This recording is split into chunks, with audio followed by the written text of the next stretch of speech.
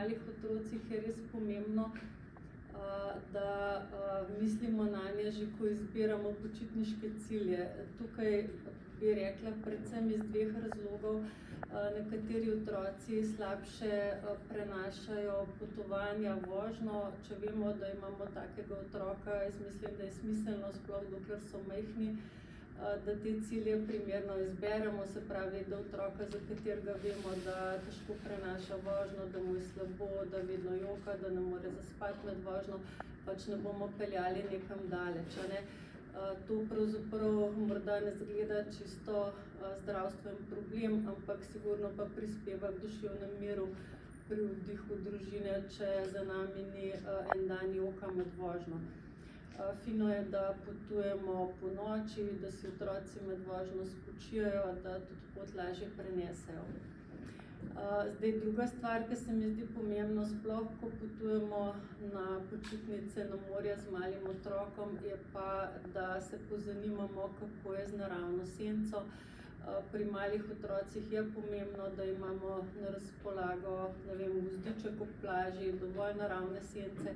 Malega otroka pač ne moremo držati na plaži pod enim senčnikom, a ne, to ne gre. Otroci so živahni, letajo naokrog in pač tudi zaščite pred vročino, pred soncem potrebujejo več. Tako da te dve stvari se mi zdita pomembni, že ko se odločamo, kam bomo potovali.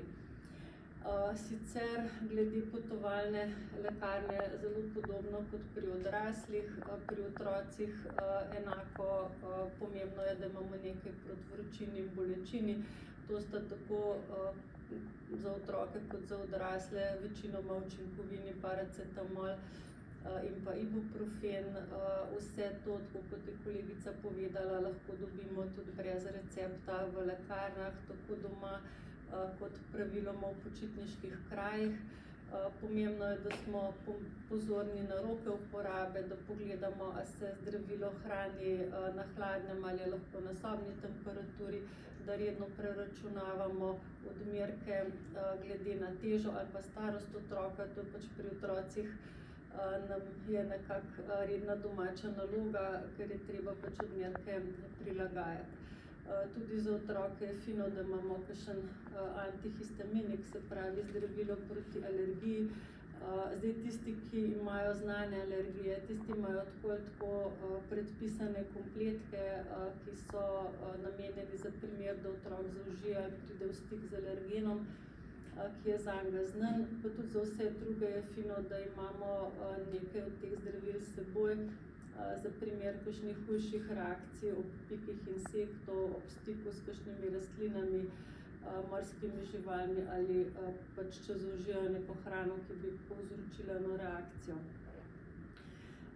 Kar se tiče preventive v počitniških krajih, bi vsekakor rekla, da je pri malih otrocih treba biti še bolj pozoren, sploh če potujemo v kakšne kraje, kjer je higiena bolj vprašljiva, kot smo jo navajeni doma. Za otroke izključno uporabljamo stekleničeno vodo, v sili prekuhano, nikakor ne iz kakšnih nepreverjenih virov.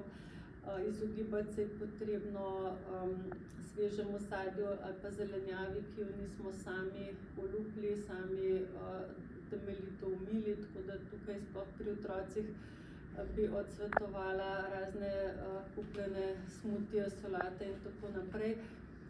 Tukaj moramo opozoriti še na eno tako kar pogosto prepričanje, a ne, starši mislijo, če so plačali drag hotel, če je ustrezno število zvezdic, da to pomeni, da je hrana zanesljiva, pa žal temu ni vedno tako, a ne. Tako da vsi ti previdnostni ukrepi glede vode, glede svežega sadja, zelenjave seveda veljajo ne glede na to, koliko smo za počitniško nastanitev ali pa restavracijo odšteli. Tako da pozornost mora biti, mlajši ko so otroci, bolj pozorni moramo biti, ker je seveda pač neka dehidracija, obtris pri bruhanju za malega otroka seveda hitreje usodna kot pa za odrasle. Morda glede zaščite ali preventive še to, pri otrocih sicer otroški okulisti, oftalmologi ne svetujejo stalnega nošenja očal, svetujejo pa stalno nošenje pokrival, ki ščitijo tudi oči, se pravi klobučke, kapice, ščitniki, očala pa le takrat, sončna očala mislim, le takrat, ko je izpostavljenost zelo visoka, ne, to je recimo na kakšnem plovilu, na jadrnici, pa potem v kakšnem visokogorju, na snegu, takrat naj bi tudi otroci, če nam seveda tole uspe, nosili sončna očala.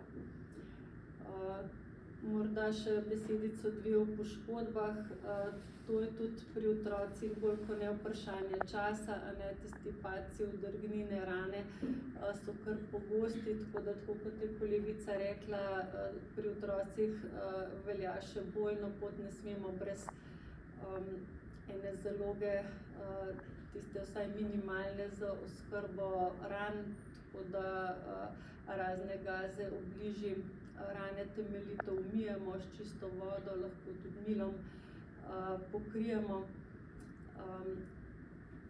Večino teh površinskih ran res da lahko skrbimo sami, če pa imamo rane v predelu obraza, rok ali pa spolovila, te si pa vsekakor zaslužijo pregled v lokalni počitniški ambulanti, da pač zdravnik presodi, kakšno obravnavo taka rana potrebuje.